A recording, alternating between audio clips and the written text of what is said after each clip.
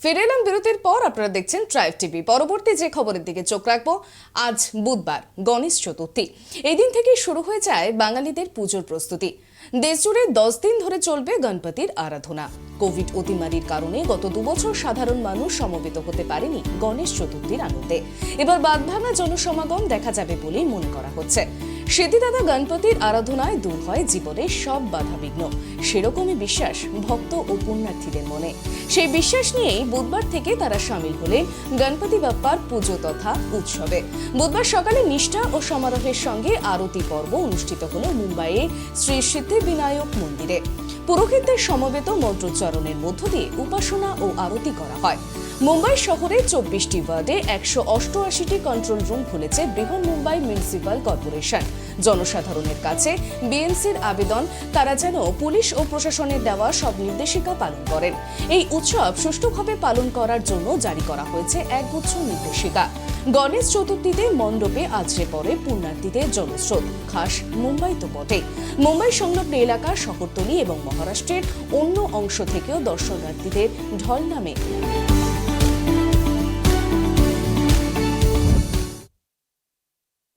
কোনো ছোট পোশাকে দেবদর্শন চলবে না। ছেলেদের হাফ প্যান্টই হোক বা মেয়েদের শর্ট স্কার্ট, কোনোভাবেই এমন অশোভন পোশাকে দেবদর্শন মিলবে না। সাফ নির্দেশ পুজো উদ্যোক্তাদের।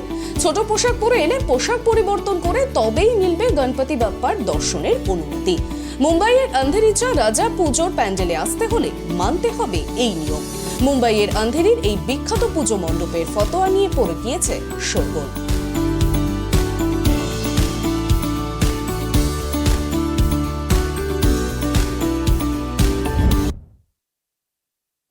আজ গণেশ পুজো উপলক্ষে ঝাড়গ্রাম জেলার সাকরাইল ব্লকের কুলটিকরি ইয়ং ফ্রেন্ডস কালচারাল অ্যাসোসিয়েশনের পক্ষ থেকে পালন করা হলো রজত জয়ন্তী বর্ষের গণেশ পুজো। উপস্থিত ছিলেন ঝাড়গ্রাম জেলা পরিষদের সভাধিপতি মাধবী বিশ্বাস। এই সংগঠনের পক্ষ থেকে প্রথমে কুলটিকরিতে সুসজ্জিত র্যালির আয়োজন করা হয়। র্যালি শেষে ক্লাবের পতাকা উত্তোলন করা হয়। এরপর ফিতে কেটে গণেশ পুজো মণ্ডপের উদ্বোধন করেন অতিথিরা। জমি বা প্লট কেনা বেচা নিয়ে প্রতারিত হয়েছেন বহু মানুষ।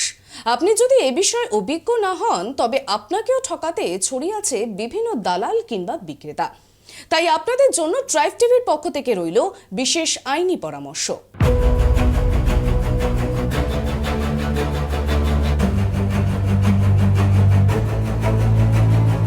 আজকাল জমি বা প্লট কিনে প্রতারিত হচ্ছেন অনেকেই। কলকাতা ও তার আশেপাশে তো বটেই, সারা দেশে প্রতারণার ঘটনা প্রায়ই ঘটছে। আর সেই সঙ্গে বাড়ছে পারিবারিক মামলা, সামাজিক কলহ, মারামারি সহ নানান ঘটনা।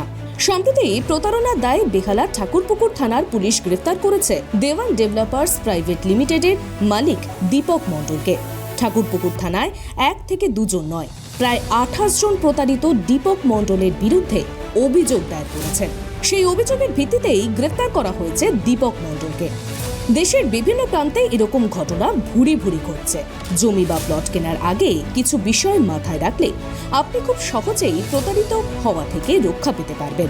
আসুন জেনে নেওয়া যাক জমি কেনার সময় কি কি বিষয় দেখে নিতে হবে। মালিকানা সঠিকভাবে যাচাই করুন। জমি কেনার আগে জমির মালিকানা সঠিকভাবে যাচাই করতে হবে। যে ব্যক্তি জমিটি বিক্রয় করবেন, ওই জমিতে বিক্রয়কারীর জমির পূর্ণ মালিকানা আছে কিনা প্রথমে সে বিষয়টি নিশ্চিত হতে হবে। এজন্য প্রস্তাবিত জমিটির সর্বশেষ রেকর্ডে বিক্রয়কারীর নাম উল্লেখ আছে কিনা এবং CSRSS সহ অন্যান্য খতিয়ানের ক্রম মিলিয়ে দেখতে হবে।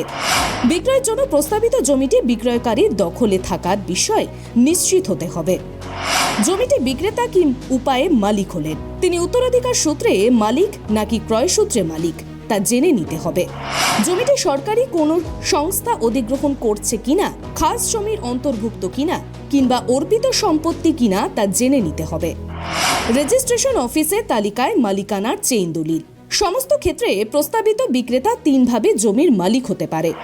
এগুলো হলো নিজে ক্রয়, কারো দান বা সম্পদের বাটোয়ারা। আর এই 3টি ক্ষেত্রেই যথাযথ দলিল ও তার রেজিস্ট্রেশন থাকা লাগবেই। বাবার বা ভাইয়ের বোনের বাটোয়ারার দলিল না থাকার সম্ভাবনাই বেশি। আপনার উচিত এগুলো এড়িয়ে চলা। বিক্রেতাকে জিজ্ঞাসা করে এগুলো নিয়ে অবশ্যই যাচাই করবেন। সকল জমির তথ্য সরকারি রেজিস্ট্রি অফিসে থাকে। একটি জেলার ভেতরে উপজেলা, উপজেলার ভেতরে মৌজা এবং জমির দাগ নাম্বার। একটি মৌজায় একজন মালিকের এক বা একাধিক দাগে সকল জমির পরিমাণের সন্দই হলো খতিয়ান। সকল ঝামেলা শেষে জমির মালিককে সরকারিভাবে মালিকানার ব্যাপারে এটা এক ধরনের ডিক্লারেশন সনদ। জমি কেনার আগে এটাও যাচাই করে নিতে ভুলবেন না। জমির অবস্থান এবং আশেপাশের পরিবেশ অবশ্যই খেয়াল রাখবেন। জমির চারদিকে কত দূরত্বের মাঝে বাজার, স্কুল, দোকান, হাসপাতাল ইত্যাদি আছে, খুব ভালো করে তা খোঁজ নেবেন।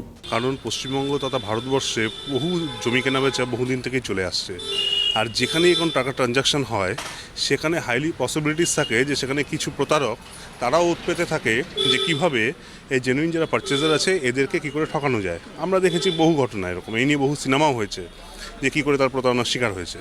এখন আমাদের লাইনে একটা কথা আছে যে বায়ার শুড বি অ্যাওয়্যার, মানে যে ক্রেতা তাকে অ্যাওয়্যার হতে হবে, তাকে সচেতন হতে হবে। কারণ সে যদি সচেতন না হয় তাহলে অবশ্যই তাকে কেউ চিট করবে।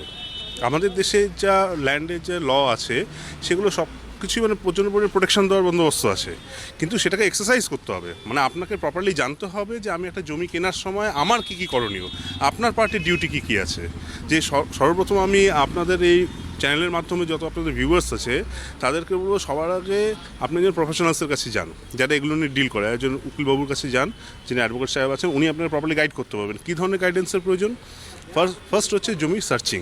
এবার সার্চিং মিনস টাইটেল, যে কার নামে রেকর্ড করা আছে, তার ডিডটা কী আছে, সেই ডিডের প্রপার সার্চিং করা, কত সালে সে কিনেছে, এর মাঝখানে কোনো ট্রানজ্যাকশান আছে কিনা সেগুলো, ব্যাংকে মর্টগেজ দেওয়া আছে কিনা সেগুলো, এরকম কিছু কিছু সার্চিং আছে।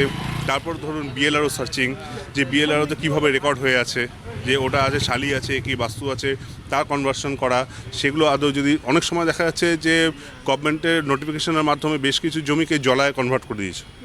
এবার জলা জমি কেনা ইজ হাইলি রিস্কি কি সেন্সে কেউ সেখানে বাড়ি বানাতে পারবে না, কারণ ওয়েটল্যান্ড অ্যাক্টের আন্ডারে চলে আসবে।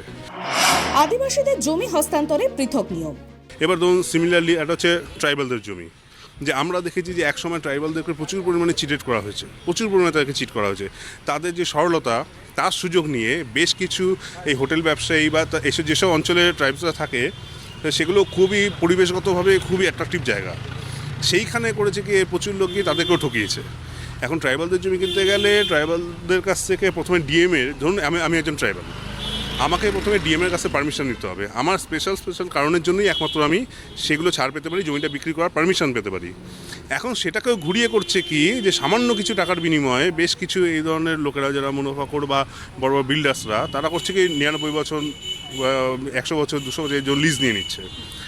এটাও সচেতন হতে হবে, এগুলো সচেতনতার অভাব থেকে এইসব আসে। জমি কিনতে গিয়ে আমরা প্রায় বিভ্রান্ত হই, অথচ এই সামান্য টিপসগুলো মাথায় রাখলেই আমরা এগুলো সহজেই এড়াতে পারি। Tribe TV report, Kolkata. সময় এখন ছোট্ট একটা বিরতির, ফিরছে বিরতির পর, ততক্ষণ চোখ রাখুন ট্রাইব টিভির পর্দায়।